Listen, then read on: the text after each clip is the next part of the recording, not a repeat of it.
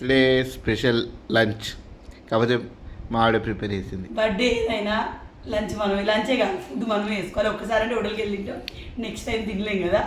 కాకపోతే శాలరీ ఏంటంటే పెళ్ళి కాకపోతే అమ్మాయి ఏదో తినేటోళ్ళం, పెళ్ళినాక మనమే తినాలి. సో ఈరోజు మా లంచ్ సొరకాయ ఫ్రై, లేత ఉన్న సొరకాయలు వచ్చినప్పుడు తెచ్చి ఉంటుంది. అండ్ ఇది ఎగ్ ఫ్రై అన్నమాట. ఇక్కడ అన్నం స్పూన్ పెట్టేసిండు, ఎగ్ ఫ్రై.